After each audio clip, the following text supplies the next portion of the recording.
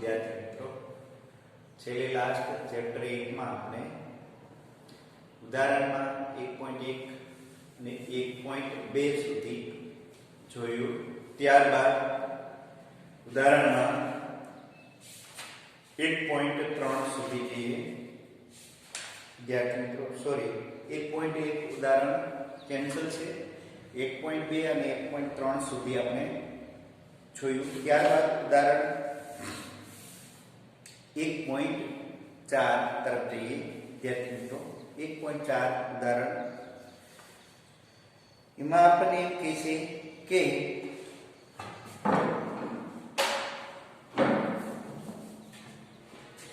બે બિંદુવત વીજભારો વચ્ચે સ્થિત વિદ્યુત બળ માટેનો કુલમ્બનો નિયમ અને બે સ્થિર બિંદુવત દળો વચ્ચેના ગુરુત્વાકર્ષણ બળ માટે ન્યૂટનનો નિયમ એ બંનેનો આધાર વીજભારો અપોન દળ એટલે કે વીજભારના છેદમાં દળ વચ્ચેના અંતરના વર્ગના વ્યસ્ત પ્રમાણ પર આધાર રાખે છે। એટલે ટૂંકમાં બે વ્યસ્ત વર્ગના નિયમો છે। તો એક એ એમાં પહેલું ઇલેક્ટ્રોન અને પ્રોટોન, બીજું એમાં બે પ્રોટોન વચ્ચે લાગતા બળોના માનના ગુણોત્તર પરથી તેમની પ્રબળતાની સરખામણી કરો। બી ઇલેક્ટ્રોન અને પ્રોટોન 1 એંગસ્ટ્રોમ દૂર હોય ત્યારે તેમના પર પરસ્પર આકર્ષણ બળથી ઉદ્ભવતા ઇલેક્ટ્રોન અને પ્રોટોનના પ્રવેગો શોધો। ઇલેક્ટ્રોનનું દળ 9.11 × 10⁻31 કિલોગ્રામ લો અને પ્રોટોનનું દળ 1.67 × 10⁻27 કિલોગ્રામ લો। તો પહેલું આપણે શોધવાનું છે કે r અંતરે વિદ્યુત બળ અને એટલા જ અંતરે ગુરુત્વાકર્ષણ બળ કેટલું લાગે એનો ગુણોત્તર શોધવાનો છે। વિદ્યુત બળના છેદમાં ગુરુત્વાકર્ષણ બળ પહેલું આપણે એ જ શોધવાનું છે। એટલે કે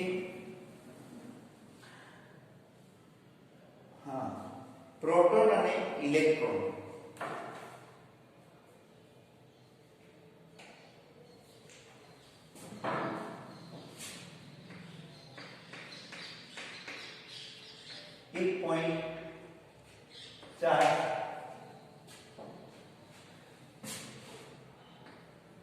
एक प्रोटॉन અને ઇલેક્ટ્રોન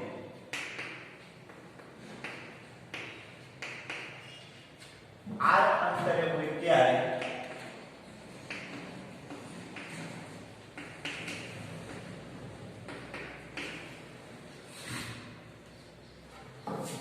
લાગતું વિદ્યુત બળ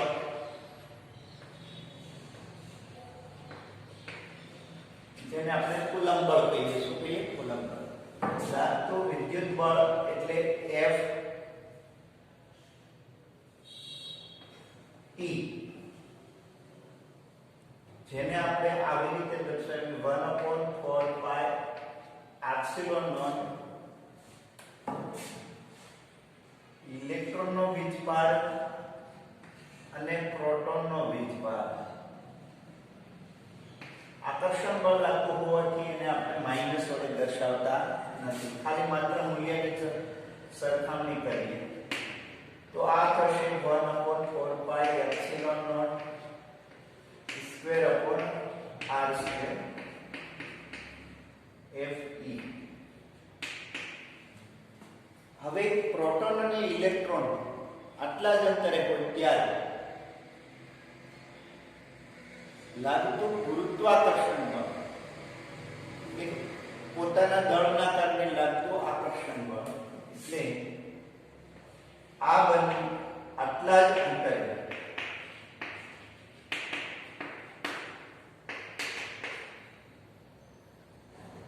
દળના કારણે લાગતું બળ જેને ગુરુત્વાકર્ષણ બળ કહીએ એને મોડ વડે દર્શાવીએ એટલે પ્લસ ઓર માઈનસ કેન્સલ થઈ જાય, માત્ર પ્લસ ની ચર્ચા થાય. Fg is equal to, હવે ગુરુત્વાકર્ષણ બળ કઈ રીતે લાગે? તો સાર્વત્રિક અચળાંક કેપિટલ G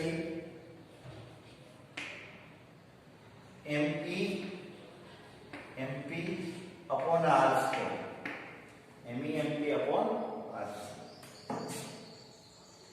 આ રીતે આપણે લાગશે. બંનેનો ગુણોત્તર લઈએ. આ બંને બળ નો ગુણોત્તર લેતા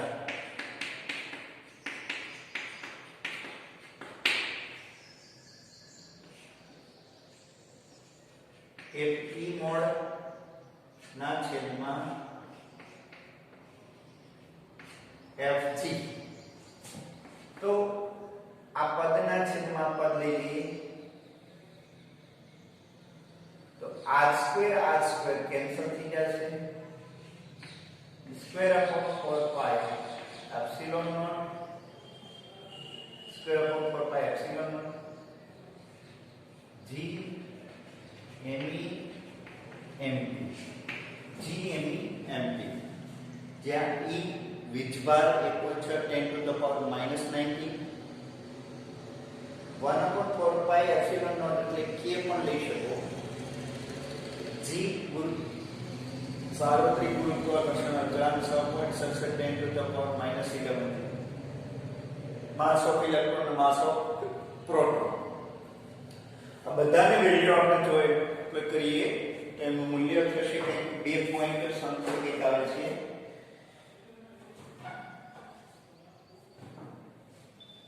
હા 2.4 10 to the power 39, બેનો ગુણોત્તર આટલો મળશે. તો આમ જો ગણીએ તો એવું પણ કહી શકાય છે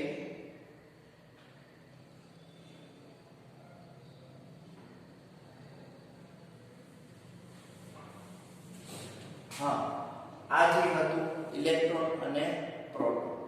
હવે આપણે બે એમ કહે છે વિદ્યાર્થી મિત્રો, બે માં એમ કહે છે આટલા જ અંતરે ધારો કે બે પ્રોટોન હોય ત્યારે લાગતું વિદ્યુત બળ અને ગુરુત્વાકર્ષણ બળ એની સરખામણી કરો. તો આટલા જ અંતરે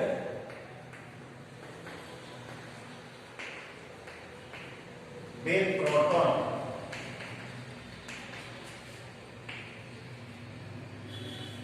હોય ત્યારે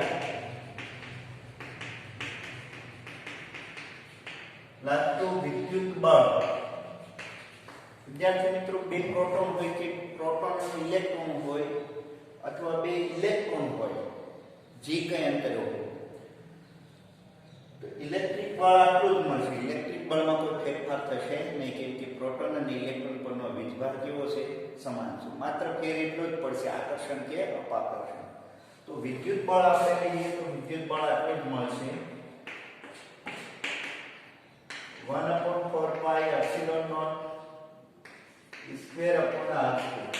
હવે ગુરુત્વાકર્ષણ બળમાં એ માસ ઓફ પ્રોટોન થઈ જશે, કેમ કે બે પ્રોટોન આ અંતરે છે એટલે. તો ગુરુત્વાકર્ષણ બળ માં Fg is equal to Gmp square upon r square, અને આ બેનો ગુણોત્તર લઈએ તો એ મળશે Ft upon Fg is equal to E square upon 4 pi epsilon naught Gmp square આટલું મળશે. અને એનું મૂલ્ય કેટલું? 1.3 10 to the power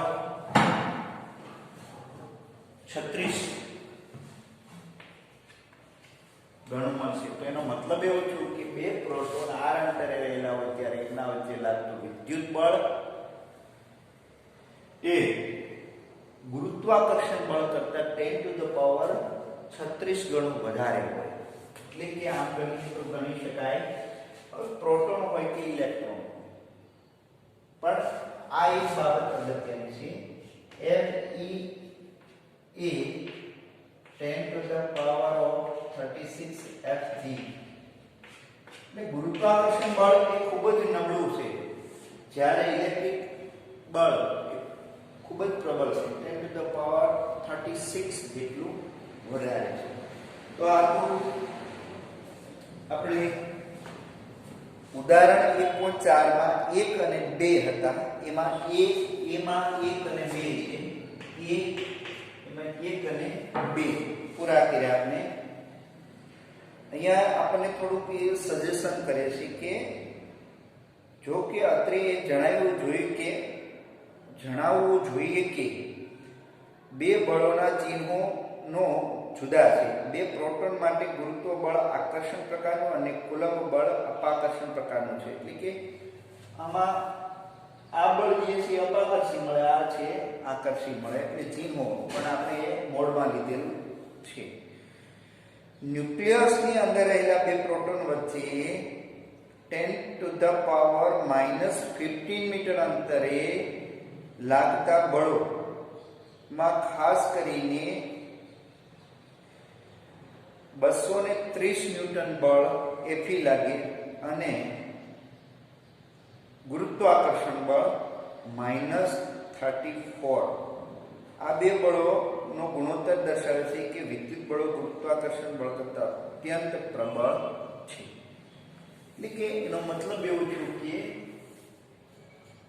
જ્યારે આ જ બે પ્રોટોન R એટલે 10 to the power -15 એટલે ફર્મીમીટરના ક્રમે એટલા નજીકમાં હોય, ફર્મીમીટર જેટલા ક્રમમાં નજીકમાં હોય, ત્યારે લાગતું વિદ્યુત બળ એ ગુરુત્વાકર્ષણ બળ કરતા, એમાંય અંતર એટલું જ લેવાનું, એટલે ગુરુત્વાકર્ષણ બળ કરતા એ 10 કેટલા છે, 230 ન્યૂટન જેટલું વધારે છે. એટલે સ્ટ્રોંગ ન્યુક્લિયર ફોર્સ તરીકે વર્તે. હવે આપણને શું કહેવા માંગે છે, તો કે હવે આપણને એમ કહે છે કે બીમાં એવું કહે છે કે ઇલેક્ટ્રોન અને પ્રોટોન 1 એંગસ્ટ્રોમ દૂર રહેલા હોય ત્યારે પારસ્પરિક આકર્ષણ બળથી ઉદ્ભવતા ઇલેક્ટ્રોન અને પ્રોટોનનો પ્રવેગ શોધો. એ કે ટૂંકમાં પ્રવેગ શોધવાના છે. તો પહેલા આપણે બળ શોધી લઈએ અને પછી એને અનુરૂપ પ્રવેગ મળે.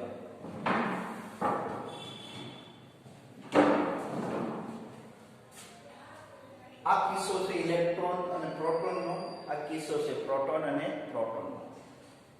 બેનો બળનો ગુણોત્તર છે કુલંબ બળ અને ન્યૂટન બળ, કુલંબ બળ અને ન્યૂટન બળ.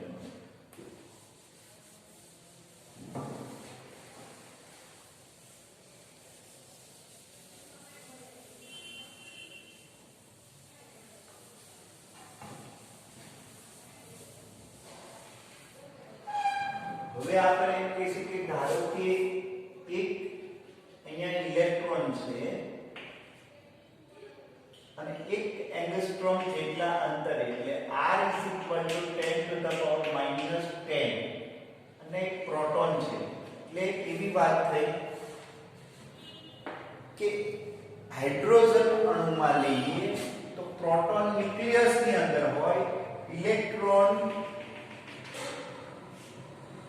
આટલી કક્ષાની ત્રિજ્યામાં 10 to the power -10 મીટર ત્રિજ્યાના કક્ષામાં ભ્રમણ કરતો હોય ત્યારે, અથવા તો એટલા અંતરે સ્થિર હોય ત્યારે, હવે આ બેને છોડવામાં આવે ત્યારે પારસ્પરિક આકર્ષણ બળના કારણે બે પાસે આવે ત્યારે એમાં ઉદ્ભવતા પ્રવેગો શોધો. તો અહીં પ્રોટોન અને ઇલેક્ટ્રોન વચ્ચે લાગતું આકર્ષણ બળ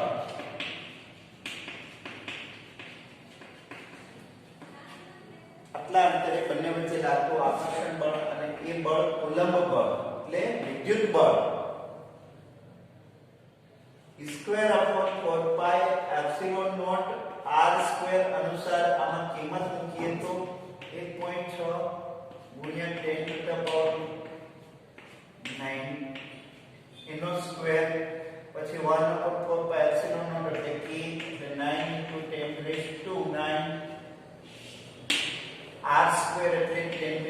-20 થઈ જશે અને એનું મૂલ્ય કંઈક આપણને મળશે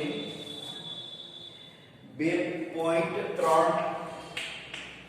10 to the power -8 ન્યૂટન આટલું બળ ઉત્પન્ન થશે. પારસ્પરિક આટલું બળ લાગુ પાડે છે. ઇલેક્ટ્રોન પ્રોટોન ઉપર આટલું બળ લગાડશે, પ્રોટોન ઇલેક્ટ્રોન પર આટલું પારસ્પરિક બળ સમાન મૂલ્ય અને વિરુદ્ધ દિશામાં લાગુ પાડશે. પણ હવે વિદ્યાર્થી મિત્રો અહીં જો આપણે જોઈએ તો માસ ઓફ પ્રોટોનનો પ્રવેગ અને માસ ઓફ ઇલેક્ટ્રોનનો પ્રવેગ, આ બે બળોના મૂલ્યો સમાન મૂલ્ય અને વિરુદ્ધ દિશામાં હોય. એટલે ઇલેક્ટ્રોન પ્રોટોન ઉપર જે બળ લગાડે એટલું ને એટલું પ્રોટોન ઇલેક્ટ્રોન પર બળ લાગુ પાડે. જેવી રીતે ગુરુત્વાકર્ષણનો નિયમ છે એ પણ આના જેવો જ છે કંઈક. એટલે હવે આપણે આ બળ જે છે એ આ છે, એમાં પ્રવેગ શોધીએ તો પ્રોટોનનો પ્રવેગ શોધવા માટે શું કરશું આપણે? તો કે બળ ભાગ્યા દળ mp 2.3 10 to the power -8 ના છેદમાં mp એટલે પ્રોટોનનું દળ.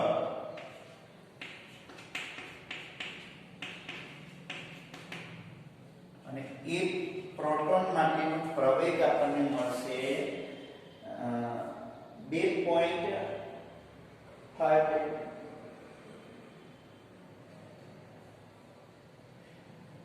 1.4 10 to the power 19 meter per second square. અને ઇલેક્ટ્રોનનો પ્રવેગ લઈએ તો એ E બરાબર 2.3 10 to the power -8 ઇલેક્ટ્રોનનું દળ 9.11 10 to the power -31. તો E મળશે આપણને 2.5 10 to the power 22 meter per second square. એનો મતલબ એવો છે કે વિદ્યાર્થી મિત્રો આના કરતા ઇલેક્ટ્રોનનો પ્રવેગ 1000 ગણો વધારે છે, 10 to the power 3 ગણો વધારે છે. તો સ્વાભાવિક જ છે, જેમ જેમ પાર્ટિકલનું દળ ઓછું તેમ એનો પ્રવેગ વધુ. એટલે આ કન્ડિશનમાં સમાન મૂલ્યને વિરુદ્ધ દિશામાં બળ લાગે છે, પણ જો બંનેના દળ સમાન હોય તો એકબીજાનો પ્રવેગ ઉત્પન્ન થશે નહીં. બેમાં સમાન પ્રવેગ ઉત્પન્ન થાય, નજીક આવે. દળ ઓછું હોય તો આ ઝડપથી આની નજીક આવે. જેવી રીતે ઉદાહરણ આપું તો આપણે આપેલું જ હતું ગુરુત્વાકર્ષણ ક્ષેત્રમાં. ન્યૂટનની ગતિના ત્રીજા નિયમ અનુસાર પૃથ્વી આપણા ઉપર જેટલું બળ લાગુ પાડે એટલું ને એટલું બળ આપણે પૃથ્વી પર લાગુ પાડે. અથવા વૃક્ષ ઉપર જે કંઈ પદાર્થ પડેલો હોય એ પદાર્થ, વૃક્ષ ઉપર જે કંઈ પદાર્થ લટકતો હોય અથવા ફળ લટકે ઈ પૃથ્વી દ્વારા એના ઉપર જેટલું બળ લાગે એટલું ને એટલું બળ ફળ પૃથ્વી ઉપર લાગુ પાડે. પણ છતાંય કોઈ પણ પદાર્થ છે એ પૃથ્વી તરફ આકર્ષાય છે. તો એનો મતલબ એવો છે કે પૃથ્વી ગતિ નથી કરતી, એટલે એનો મતલબ એમ કે પૃથ્વીનું દળ બહુ અનંત છે. એટલે એનો પ્રવેગ છે ને એ શૂન્યની નજીક થઈ જાય. એટલે પૃથ્વી કોઈ નાના પદાર્થની તરફ ગતિ કરે નહીં, અથવા એની સાપેક્ષ ગતિ આપણને દેખાય નહીં. જ્યારે નાનું દળ છે એનો પ્રવેગ મોટો હોય એટલે એની ગતિ આપણને દેખાય. ક્લિયર? તો આ હતું ઉદાહરણ 1.4. ત્યારબાદ ઉદાહરણ 1.5 એ 30% અભ્યાસક્રમમાં નથી. તો ત્યારબાદ ઉદાહરણ લઈએ 1.6. તો ટેક્સ્ટ બુકમાં ઉદાહરણ 1.6 તરફથી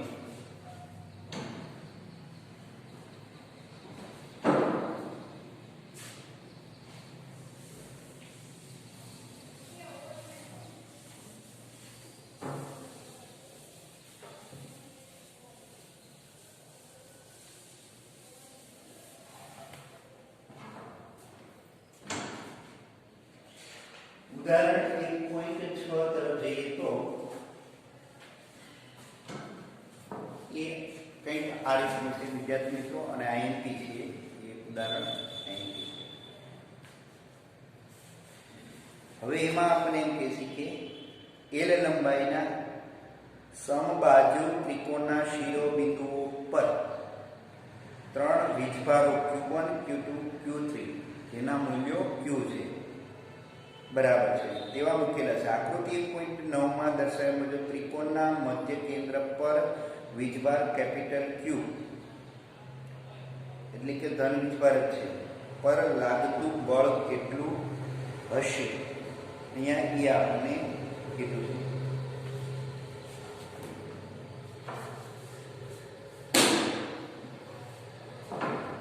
આપણે વિદ્યાર્થી મિત્રો એવું કહે છે કે એક સમબાજુ ત્રિકોણ છે,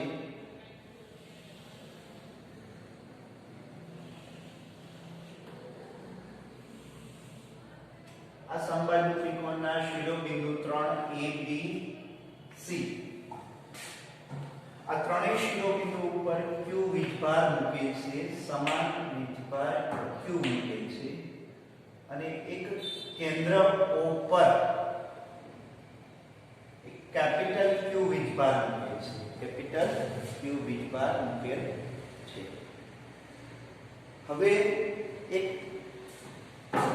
આપેલ A બિંદુ પર રહેલો વીજભાર O પર રહેલા વીજભાર Q પર બળ લાગુ પાડશે, જેની દિશા થશે કેમ કે સમાન વીજભાર છે એટલે જેની દિશા આપણે આ લઈએ એને આપણે કહીએ F સદિશ F O E, O પર A વડે લાગતું બળ. ત્યારબાદ C વડે O પર લાગતું બળ, A ની દિશા આપણે આ લઈએ,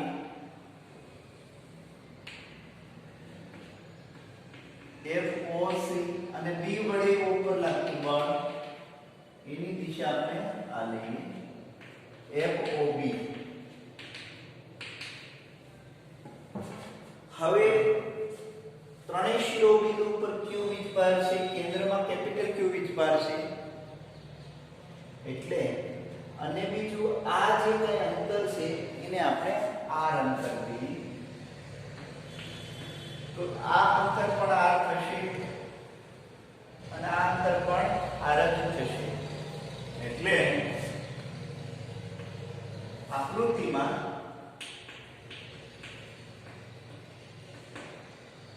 અંતર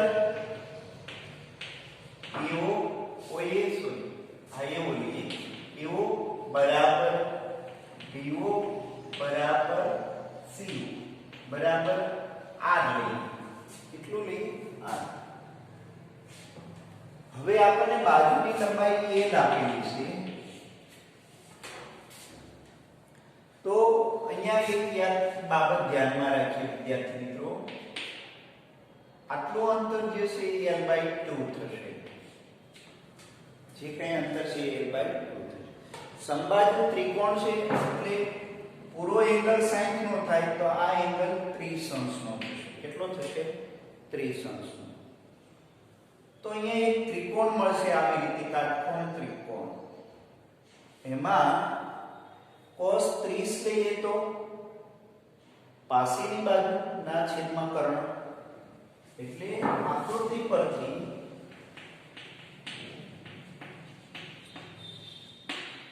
cos 30 પાસેની બાજુ ના છેદમાં કર્ણ, કર્ણ એટલે આ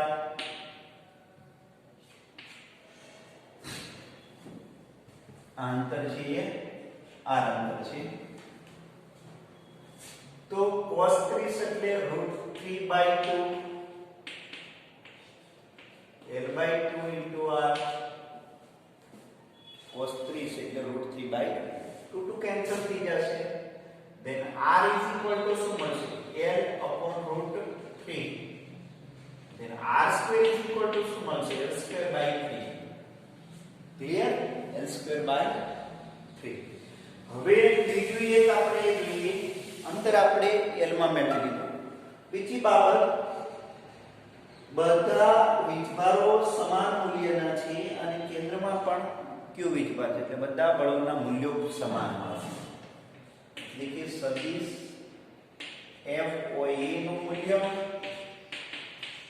FOB નું મૂલ્ય અને FOC નું મૂલ્ય ત્રણેય મૂલ્યો સમાન હશે. અને એ મૂલ્ય કેટલા હશે? તો કે 1/4 pi epsilon naught q capital Q upon r square. Q capital Q upon r square. R square નું મૂલ્ય આ રીતે તો l square ઉપર બાય 3 છે અહીંયા આવી આવશે એટલે આટલું મૂલ્ય બધામાં મળશે. તો O પર લાગતું પરિણામી બળ સદિશ O બરાબર FOA સદિશ પ્લસ OB સદિશ પ્લસ FOC સદિશ ત્રણેય બળોના સદિશ સરવાળા જેટલું હોય. જે આગળ ઉપર આપણે મળી ગયા વિદ્યાર્થી મિત્રો. ક્લિયર? તો FO સદિશ એટલે મૂલ્ય ત્રણેય કોમન રહેશે એટલે કોમન લઈ L સ્ક્વેર. હવે દિશામાં ધ્યાનમાં લઈએ તો OA ની દિશા તો કે OA સદિશ જે દોરીએ એના એકમ સદિશની દિશામાં હોય. આપેલ વીજભાર આના ઉપર જે કંઈ બળ લગાડે એ ઊર્ધ્વ દિશામાં લગાડે છે. ક્લિયર?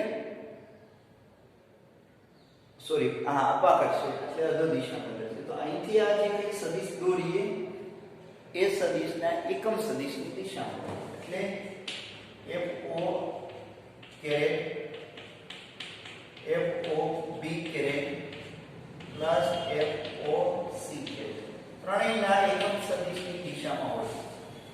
અહીંયા એકમ સદિશ આ દિશામાં આવે, અહીંયા એકમ સદિશ આ દિશામાં આવે, અહીંયા એકમ સદિશ આ દિશામાં આવે. ક્લિયર? હવે બીજું સમબાજુ ત્રિકોણ છે એટલે આ ત્રણેય સદિશ વચ્ચેનો કોણ કેટલો થશે? આ બે સદિશ વચ્ચેનો કોણ 120. કે ધારો કે ત્રણેયનો સદિશ સરવાળો લઈએ. આ એક એકમ સદિશ આપણે લઈએ FOA કેરેટ. આના શીર્ષ ઉપર 120 અંશના કોણે એક સદિશ દોરીએ FOB કેરેટ. આ 120 કોણ થયો. આની દિશા સાથે 120 અંશના કોણે દોરીએ તો એની દિશા થશે FOC કેરેટ. ત્રણેયના એકમ સદિશનો સદિશ સરવાળો ક્લોઝ લૂપ આપે. શું આપે? Close loop. અને ત્રણેય સદિશના એકમ સદિશનો સરવાળો ક્લોઝ લૂપ આપે તો પરિણામી સદિશ શૂન્ય થાય. કેવો થાય? શૂન્ય થાય.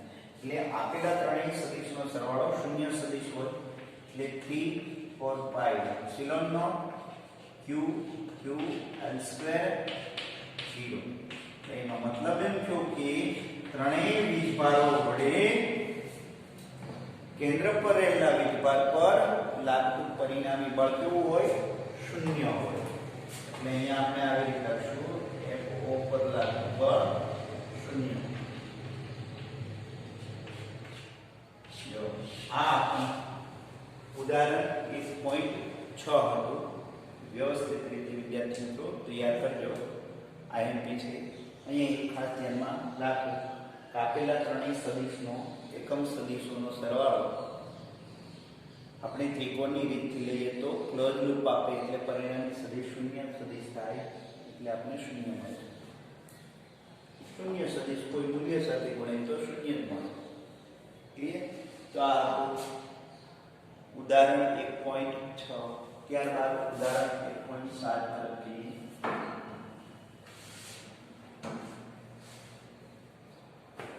1.7 ઉદાહરણ તરફથી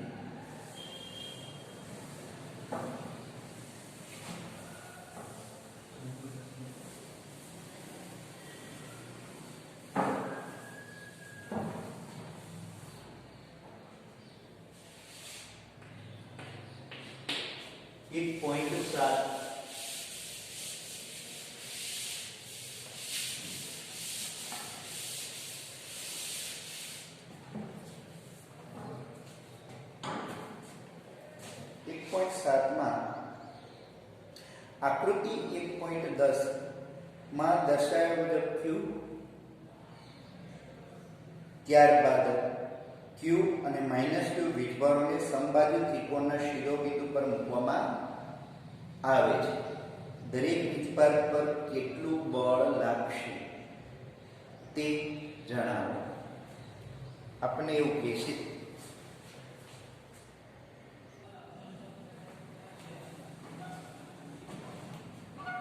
આપણે એમ કહે છે કે એક સમબાજુ ત્રિકોણ અને આ સમબાજુ ત્રિકોણમાં શિરોબિંદુ A, B અને C ત્રણ શિરોબિંદુ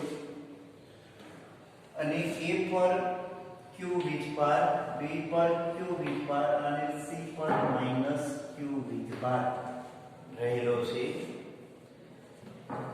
બાજુની લંબાઈ L છે. હવે એક કે દરેક વીજભાર પારસ્પરિક જે કંઈ બળના મૂલ્યો લાગુ પાડશે, પારસ્પરિક જે કંઈ બળ લગાડશે, ટૂંકમાં A પર B વડે બળ લાગશે એ અપાકર્ષણ બળ હશે. A પર C વડે જે કંઈ બળ લાગશે એ આકર્ષણ બળ હશે. પણ મૂલ્યની દ્રષ્ટિએ વિચારીએ તો શું થશે કે Q² upon L². એટલે એક આપણે લઈએ કે ત્રણેય શિરોબિંદુઓ પર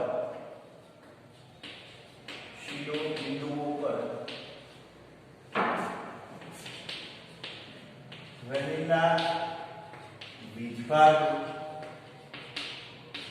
વડે લાગતા પારસ્પરિક બળ, પારસ્પરિક આકર્ષણ કે અપાકર્ષણ બળ,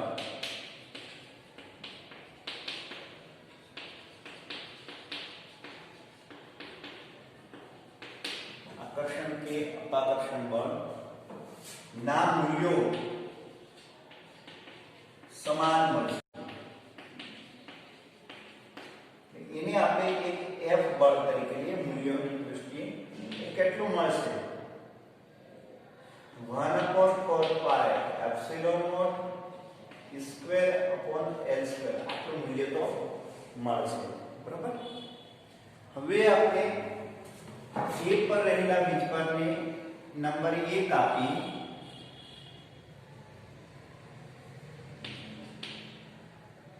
એક નંબરનો વીજભાર આપી આ 2 નંબરનો વીજભાર અને આ 3 નંબરનો. એક નંબરના વીજભાર પર લાગતું બળ આપણે શોધીએ તો વિદ્યાર્થી મિત્રો પેલું A પર B વડે લાગતું બળ એને આપણે આ દિશામાં દર્શાવીએ કેમ કે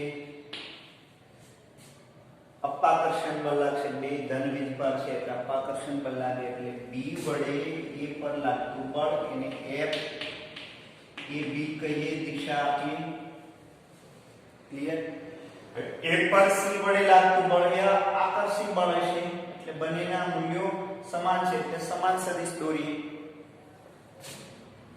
F A C સમાંતર બાજુ ચતુષ્કોણનો નિયમ ઉપયોગમાં લઈએ તો આવી રીતે લખી શકાય અને મેળવી શકાય. તો આ જે છે પરિણામી સદિશ છે. આ બે બળોનું પરિણામી સદિશ એટલે F1 કહીએ. આપણે શું કહીએ? F1 સદિશ. બરોબર છે? F1 સદિશ. હવે અહીંયા આપણે વિદ્યાર્થી મિત્રો F1 સદિશ નું મૂલ્ય કેટલું હશે? તો કે બે સમાન સદિશ આ બે વચ્ચેનો કોણ કેટલો હશે? કે આ બંને વચ્ચેનો કોણ 120 નો થશે. તો પરિણામી F1 સદિશ જો આપણે મેળવવું હોય વિદ્યાર્થી મિત્રો તો આ રીતે મળશે. અંડર રૂટમાં આમનું મૂલ્ય કેટલું તો કે f, તો f નો સ્ક્વેર, આમનું મૂલ્ય કેટલું તો કે f, બરોબર, કેમ કે આ આકર્ષણ છે અને આ આકર્ષણ છે, ખરેખર માઈનસ લખો તો લખી શકાય, plus 2f1 f2 square f1 minus f2 cos 120 cos 120 એટલે માઈનસ,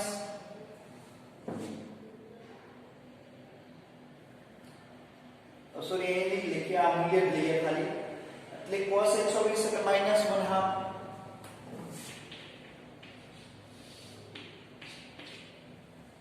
તો f square plus f square plus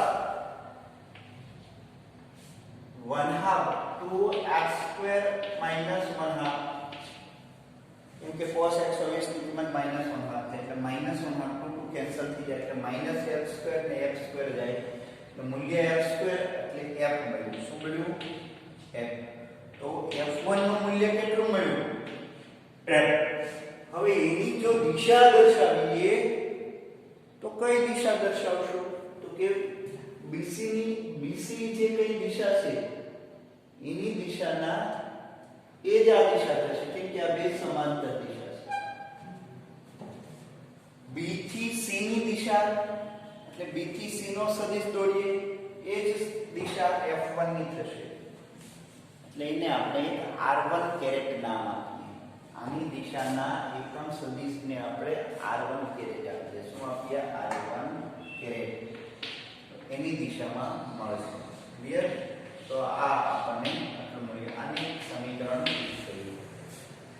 હવે આ A પર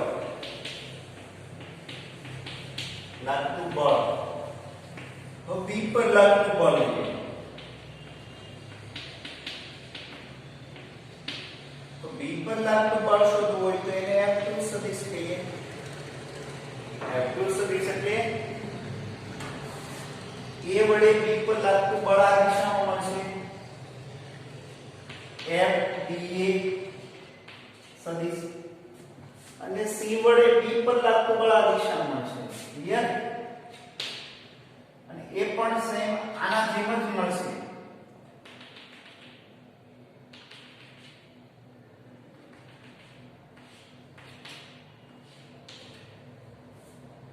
આ મળશે પરિણામી સદિશ F2.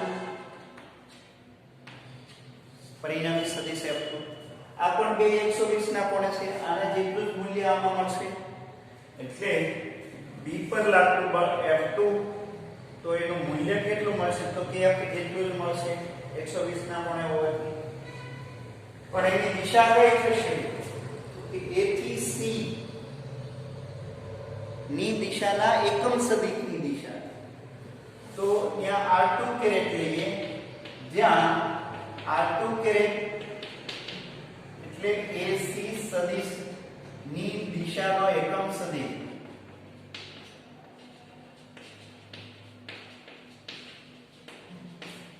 ની દિશાનો એકમ સદિશ. ક્લિયર? આટલું. હવે આપણે લઈએ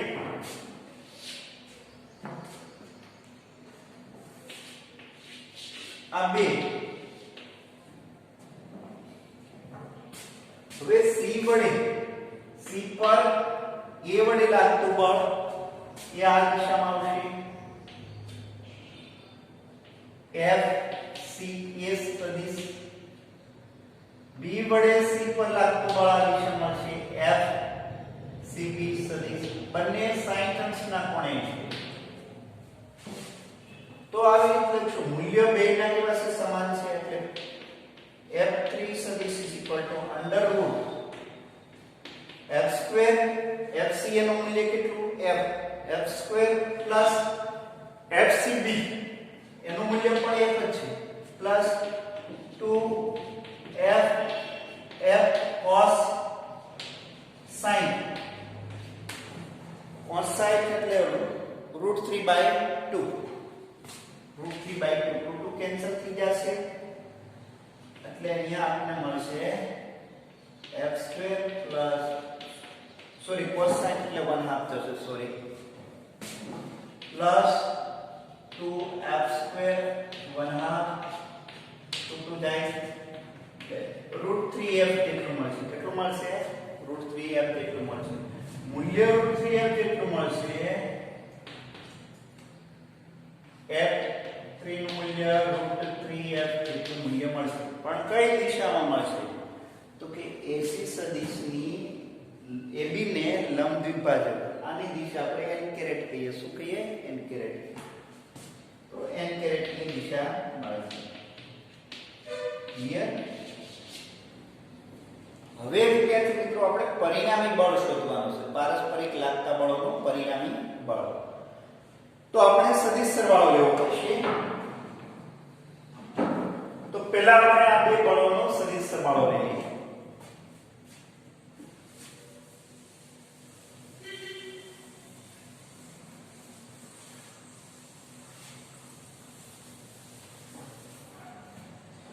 તો અહીંયા આપણે પહેલા એક સદિશ f1 દોરીએ એની જ દિશામાં એના જ મૂલ્યનો. તો આ f1 સદિશ દોરીએ f r1 કેરેટ. પછી એક સદિશ આ દોરીએ f2 સદિશ. એ કેટલા કોણે દોરશું આપણે વિદ્યાર્થી મિત્રો? તો આ બંને વચ્ચેનો કોણ કેટલો થશે? કે એ બંને વચ્ચેનો કોણ છે 60 અંશનો થશે. શા માટે? તો કે એક ક્લિયર છે, અહીંયા ધ્યાન આપીએ. આપેલ દિશા સાથે આ કેટલાનો કોણ બનાવશે? તો કે 60 અંશનો. આપેલ દિશા સાથે આ કોણ કેટલાનો બનાવશે? 60 અંશનો. તો અહીંયા એક કાર્ટેશિયન પદ્ધતિ દોરીએ.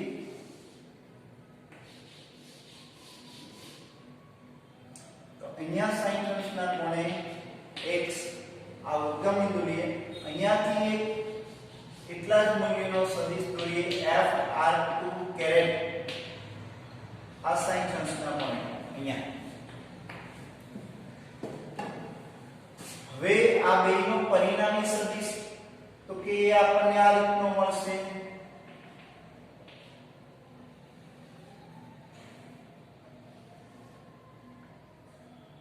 અહીંયાથી આ દિશામાં જેને આપણે કહીએ f ડેશ સદિશ પરિણામી સદિશ f r caret 1 plus f r2 caret. f common ले लिए r1 caret plus r2 caret. યા મળશે r1 caret plus r2 caret. આમ ગણીએ તો કહી શકાય કે આ બેનો પરિણામી સદિશ આ દિશામાં છે. તો એમ આને આમ પણ લખી શકાય f માઈનસ n કેરેટ. એટલે r1 caret plus r2 caret is equal to minus n caret. કેમ કે અને આપણે n કેરેટ ની દિશા આપી તો એનાથી વિરુદ્ધ દિશા છે. ક્લિયર? હવે આપણે આ સદિશ અને આ સદિશનો પરિણામી સદિશ શોધવાનો. એટલે ત્રણેયનું પરિણામી આપણને મળે. તો અહીં f ડેશ અને f3 નો પરિણામી સદિશ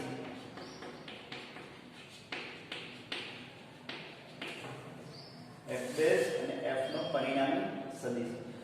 એક મિનિટ આ બે બળોનું પરિણામી બળ સોરી એક મિનિટ આ બે બળોનું પરિણામી બળ આપણે લઈએ તો એક √3f થશે. શા માટે?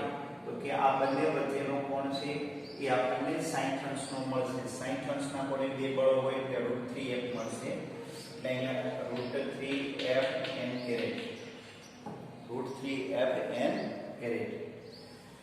તો આ બે બળોના મૂલ્યો સમાન મૂલ્ય અને વિરુદ્ધ દિશામાં છે આપણને ખ્યાલ છે. અહીંયા આ દિશામાં લઈએ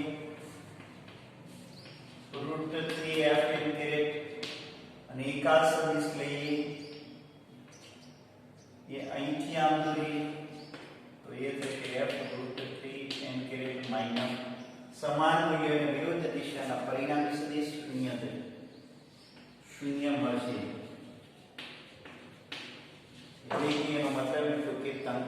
સંતુલિત અવસ્થામાં છે. પારસ્પરિક લાગતા બળોનું પરિણામી બળ શૂન્ય છે.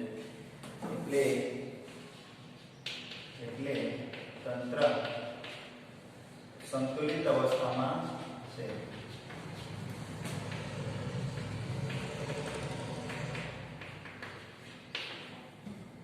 કેવી અવસ્થામાં છે? સંતુલિત. કેમ કે આ બે બળોનું પરિણામી બળ આ દિશામાં મળે આવી રીતે, જેને -F√3n વડે દર્શાવાય. આ એટલું જ છે, એટલું જ આ મળશે.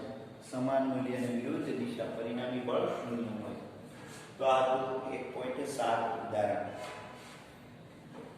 વિદ્યાર્થી મિત્રો 1.7